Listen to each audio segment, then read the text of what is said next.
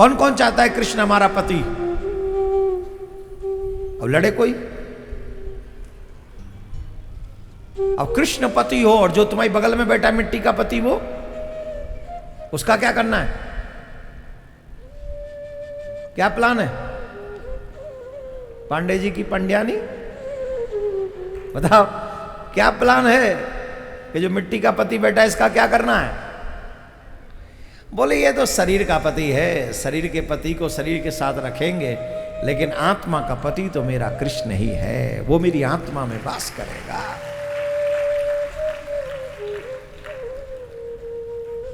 यही होना चाहिए। शरीर से संसार निभाओ, आत्मा से ठाकुर जी से प्यार करो। यही गोपी करते हैं। गोपियों ने संसार छोड़ के बाबा जिन नहीं हुई, वो कोई जोगन नहीं हो गई।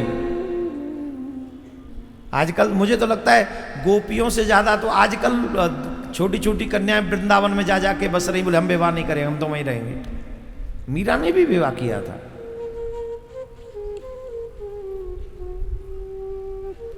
संसार छोड़ना प्रेम की सिद्धि है, कोई बात नहीं है इसमें। अब प्रेम छूट जाए, वो संसार छूट जाए अलग बात है, लेकिन मन में प्रेम हो मेरे कृष्ण के प्रति, वही प्रेम सिद्ध है। गोपियां जमुना जी में स्नान कर रही हैं, वस्त्र घाट पे रखे हुए हैं, और वस्त्र जब घाट पे रखे हुए हैं तो कन्हैया आते हैं, वस्त्र उठाते हैं, कदम पे टांग देते हैं और खुद कदम पे बैठ जाते हैं। ब्रज की गोपी आती हैं, देखती हैं घाट पे वस्त्र नहीं है, इधर देखती हैं इधर भी नहीं, इधर देखती इधर भी नहीं, हवा चली नहीं, आंधी आई नहीं, वस्त्र कहां गए? तो देखा कि मुरली बज रही है।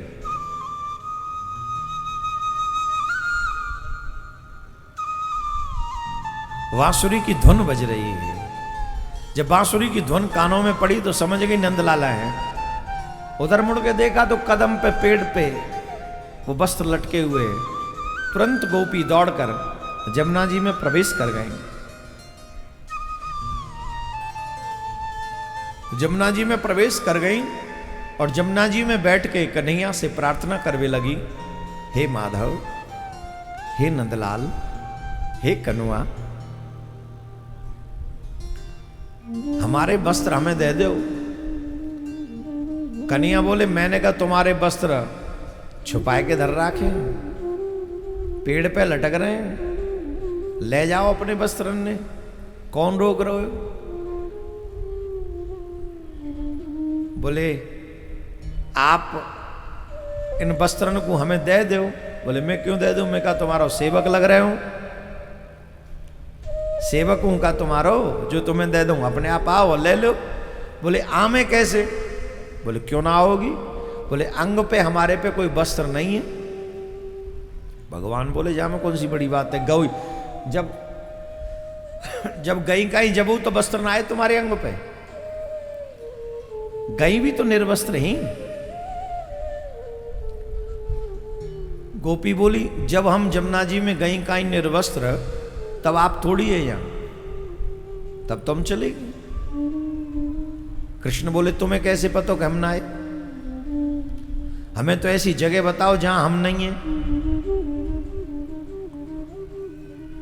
अगर हम भगवान हैं तो कहां नहीं है?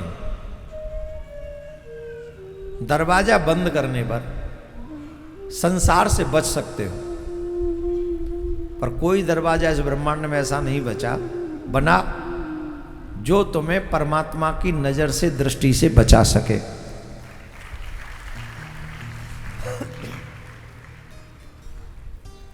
बनाए कोई? जवाब दो।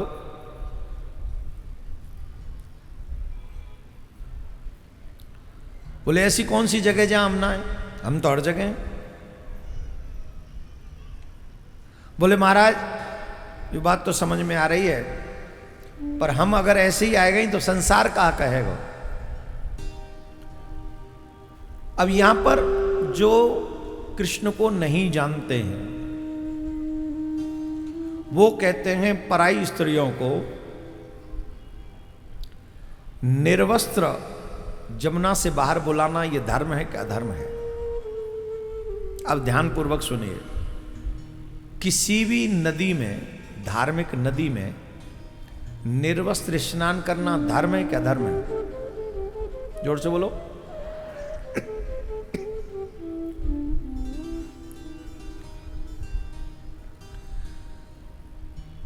चार काम हैं जो कभी भी पूर्णतः तन से वस्त्र नहीं हटाने चाहिए।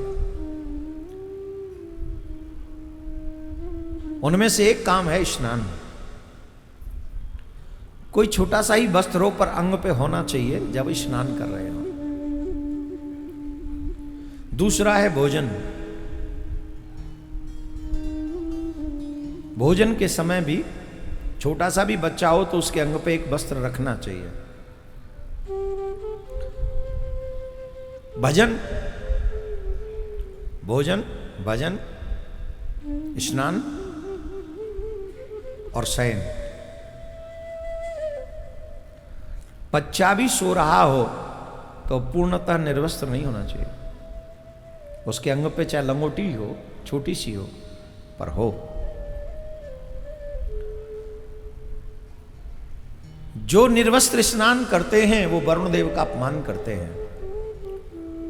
और भगवान के मन में ये भाव है ये कि गोपियां हमें पाना चाहती हैं, लेकिन एक अपराध इनसे बन रहा है अनजाने में। ये निर्वस्त्र स्नान कर रही हैं, तो इनको समझाना होगा। दूसरी बात और समझ लीजिए, जिस समय भगवान ने ये चीर हरण लीला की है उस समय उनकी आयु 6 साढ़े 6 साल की है।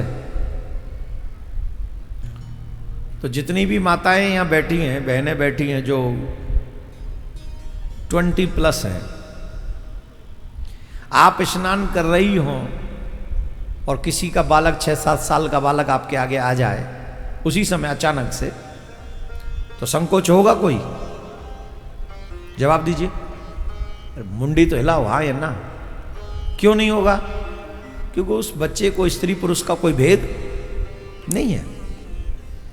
वहीं अपना ही बेटा हो बड़ा 18-19 साल का और स्नान करते समय आ जाए तो बेटे को भी देख के संकोच हो जाएगा। क्यों? बोले बेटा है पर युवा है, तो फिर संकोच होगा नहीं थोड़ा। तो भगवान की आयु उस समय 6.5 साल है, तो संसारिक दृष्टि वहां लागू होती नहीं है। जैसे आप कह रहे हो धर्म और अधर्म, वो तो लागू होगी ही नहीं।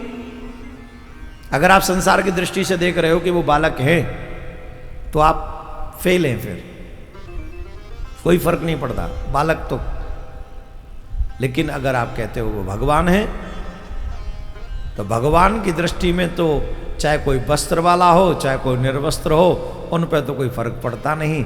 हम जब आते हैं तो निर्वस्त्र ही आते हैं और जाते हैं तो निर्वस्त्र जाते हैं। आते हैं तो बहुत छोटे से होते हैं और मरते हैं तो पूरे बूढ़े बाड़े होके मरते हैं। दोनों स्थिति में निर्वस्त्र होते हैं, कोई फर्क पड़ता ही नहीं भगवान पे। बोलो हाँ जी कि ना जी? जोर से बोलो, जोर से बोलो। तो जिस दिन ये माया का पर्दा हटेगा, वो पर्दा हटेगा ज्ञान से ही। ये पर्दा पिक्चर देखने से नहीं हटेगा, फिल्में देखने से नहीं हटेगा, सीरियल देखने से नहीं हटेगा, उपन्यास पढ़ने से नहीं हटेगा। ये पर्दा हटेगा श्रीमद् भागवत कथा सुनकर ही। और जब भागवत श्रवण करते करते आपको ये ज्ञान हो जाएगा कि गोपियां उस आनंद कंद परमात्मा को जगतपति मानते हुए अपना पति बनाना चाहती हैं, तो आपके मन में कोई डाउट रह ही नहीं जाएगा, तब अपने आप प्रेम हो जाएगा। आप ये समझिए कि भगवान ये लीला इसलिए करते हैं क्योंकि ठाकुर जी को ना, गोविंद को ना, अपने भक्तों की भावना को पूरा करना है। क्या करना है? जोर से बोलिए। अपने भक्तों की भावना को। जगन्नाथपुरी गए हो? जगन्नाथपुरी दर्शन किए?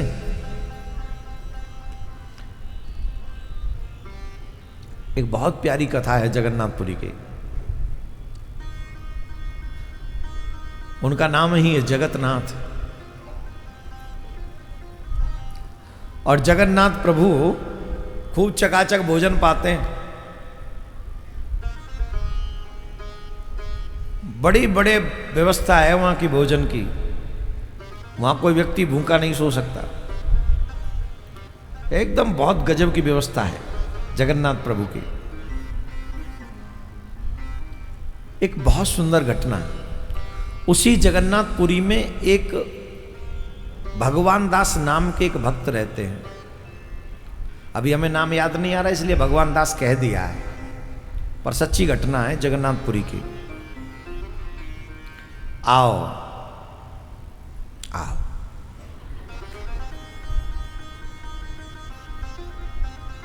आसन डाल दो इनके लिए, यहीं आ जाती हैं।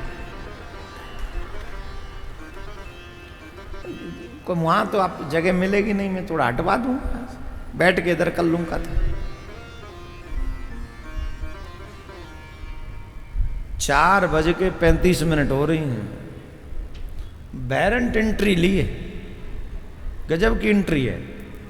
पूरी जनता देखती रहो कि अब कौन आया है? ऐसे नहीं।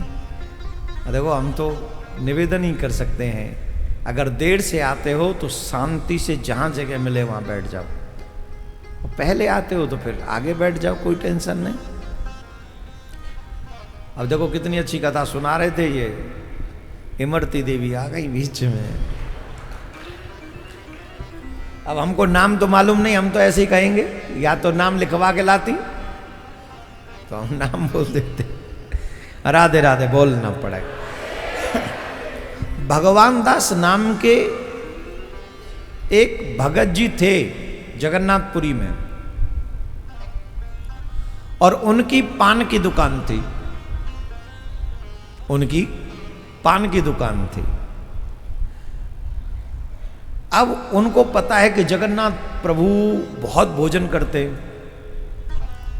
उनके मन में एक भाव होता था कि प्रभु को भोजन के बाद पान अवश्य खाना चाहिए। जो बड़े लोग होते हैं ना, वो भोजन के बाद पान खाते हैं, और पान खाते तो ऐसा मानना जाता है कि पान का जो पत्ता होता है, जो रस होता है, वो भोजन को पचा देता है। अब आजकल के कलयुग के लोग तो बहुत अजीब व गरीब हो गए, वो उसमें गुटका सुटका 00 00 डाल के खाते हैं, और वो फिर शान समझते हैं। ये नुकसानदायक है। पान का मतलब पान की बीरा और थोड़े बहुत जो चीज़ें जो लॉस न करें, नुकसान न करें, वो प्रमुख तो पान का पत्ता है, जो उसका रस है वो महत्वपूर्ण है। उसमें फिर हमारे ठाकुर जी को तो गुलकंद बुलकंद कुछ मिला के मीठा पान खिलाते हैं।